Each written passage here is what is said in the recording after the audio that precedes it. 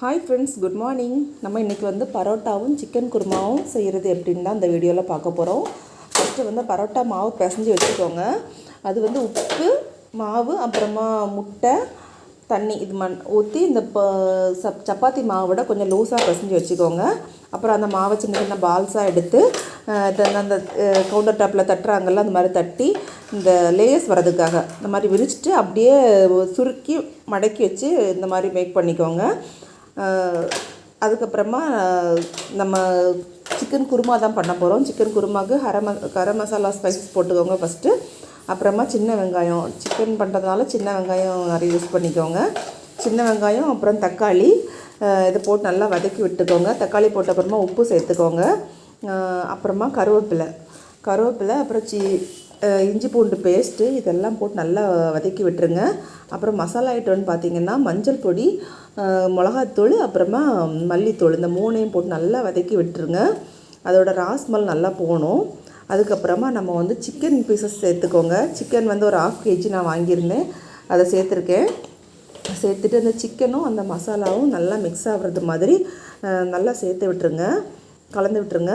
அப்புறமா கொஞ்சம் க்ளோஸ் பண்ணி வச்சிடணும். க்ளோஸ் பண்ணி வச்சிங்கன்னா சிக்கன்லேருந்து தண்ணி வரும். தண்ணி நீங்களும் கொஞ்சம் சேர்த்துக்கோங்க. சேர்த்து நல்லா கொதிக்க விட்டுருங்க. அதுக்கப்புறமா நல்லா கொதிச்சிட்டு இருக்கும்போது இனி வந்து நம்ம தேங்காய் பேஸ்ட் ஆட் பண்ணணும். தேங்காய் பேஸ்ட்டு வந்து தேங்காவும் கொஞ்சம் சோம்பும் மட்டும்தான் சேர்த்துருக்கேன். நீங்கள் இதில் வந்து முந்திரி இதெல்லாம் கூட வேணால் சேர்த்துக்கலாம். தேங்காவும் சேர்த்துட்டு கடைசியாக நான் ஆட் பண்ண பவுட்ரு வந்து என்னென்னா கரம் மசாலா தான், நான் வீட்டிலே ப்ரிப்பேர் பண்ணது. இந்த மசாலாவை சேர்த்து நல்லா கொதிக்க விட்டுருங்க.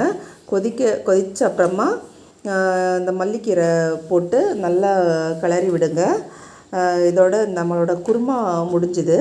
அப்புறமா அந்த தட்டி வச்சுருந்த பரோட்டா இருந்ததில்ல, அந்த ரோல் பண்ணி வச்சுருந்தோம்ல, அதை எடுத்து கவுண்டர் டாப்லேயே அப்படியே தட்டிட்டு சுட்டு எடுக்க வேண்டியதான். இனிமேல் கொஞ்சம் எண்ணெய் ஊற்றி அதை அப்படியே சுட்டு எடுங்க. இது வந்து ஹோம்மேட் பரோட்டா தான், நம்ம ஹோட்டலில் வாங்குகிற மாதிரியே பார்க்க அப்படி தெரியாது, பட் டேஸ்ட் வந்து ரொம்ப நல்லா இருந்துச்சு. இது நீங்கள் கோதுமை மாவுலேயும் பண்ணிக்கலாம், இல்லை எப்போவாவது ஒன்ஸ் பண்ணிங்கன்னா மைதா மாவுலேயும் பண்ணிக்கலாம். மைதா மாவு ரொம்ப யூஸ் பண்ண வேண்டாம், ஆனால் ஆசைக்கு ஒரு நாள், நம்ம நாளைக்கு ஒரு வாட்டி பண்ணோன்னா பண்ணிக்கலாம். பண்ணி இந்த மாதிரி சுட்டு எடுத்தப்புறமா ஒரு 4 நாளாக சேர்த்து நல்லா அடித்து எடுத்துக்கோங்க. அப்புறம் நாங்கள் எல்லாம் சாப்பிட ஆரம்பிச்சிட்டோம். வீட்டுக்கு ஒரு கெஸ்ட்டு வந்திருந்தாங்க. எல்லாருமா சேர்ந்து பரோட்டா சிக்கன் குருமா வச்சு நல்லா சாப்பிட்டோம். நிஜமாக ரொம்ப சூப்பராக வந்துருந்துச்சு. அப்புறமா சைடிஷ்க்கு முட்டை ஆம்லேட் போட்டுக்கிட்டோம். So anyway thanks friends.